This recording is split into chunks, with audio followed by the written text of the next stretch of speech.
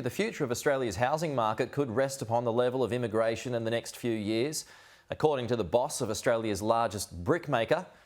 Our business editor Ross Greenwood is here now. Ross, good morning. Brickmaking would seem pretty simple, but it's a litmus test for the whole economy. Yep, that's it. Get some dirt, basically. Try and crush it together. It's got to be the right dirt, of course. Add some heat and you got a brick, and right, you start building houses. But the fact of the matter is, it is much more complicated. It's all about wages. It's all about competition versus bringing bricks in from overseas, which seems nuts, but it happens. And then on top of that, it's also about trying to get the skilled labour you need to make those bricks, and gas prices, energy prices, with East Coast shortages of gas coming over the next few years. But then you've also got to have demand on the other side. That is demand to build the houses.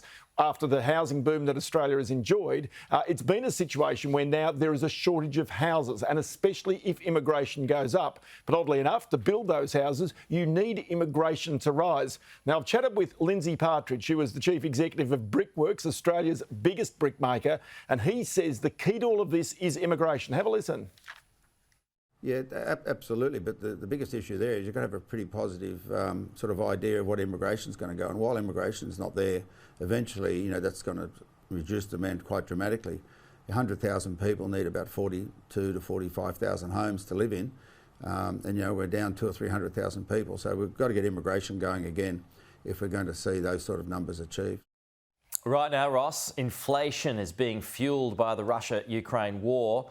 The latest move to hurt Russia, a call to have Russia and Vladimir Putin banned from the G20 summit of leaders in Indonesia. Yeah, I'm kind of surprised that this hasn't happened already. The calls come from Scott Morrison, but also now from Joe Biden, the US president. This came also as there was a meeting of G7 leaders. Now, the G7 used to be the G8 until MH17 was down and, of course, took Australian lives. And it was at that point in time that the G8, which included Russia, became the G7 without them.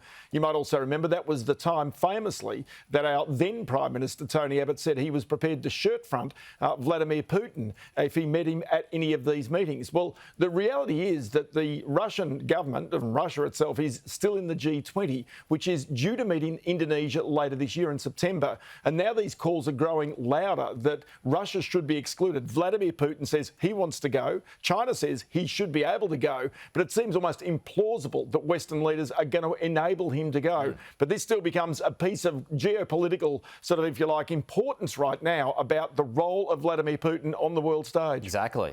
I mean, if they allow him to the G20, he wasn't out in the cold for very long, was he, Ross? No, well, that's precisely right. And that's not sending the message that certainly Western governments want to send. And it also puts pressure on China to make certain that its role and its support of Russia is very much spelt out. But remember that China is still a part of that G20 group. Slowly, Ross, slowly. The Australian dollar is creeping higher. Overnight above 75 US cents. Can you try and explain why? All right, so think about this. The last time that you had coal prices, wheat prices, oil prices, you had iron ore prices at levels that they are, the Australian dollar was reaching levels of around $1.10. The difference this time around is interest rates. Australia's interest rates clearly are well behind where the rest of the world are, and this is actually keeping Australia's dollar much lower than what otherwise might be anticipated. So the reality is, as soon as the Reserve Bank comes out and says it's prepared to raise interest rates, and it's going to be later this year, but it's still going to be behind other nations. Remember, the US has already increased interest rates once, says it could increase interest rates another 6 times. There's no such message coming out of Australia. And that's the reason why the Australian dollar stubbornly is at 75 US cents, helping our exporters, helping our export income, but certainly not helping anybody who wants a bit of cheap online shopping or a bit of cheap overseas travel, Pete. Yeah, and we all love that. Ross, thank you. We'll talk to you soon.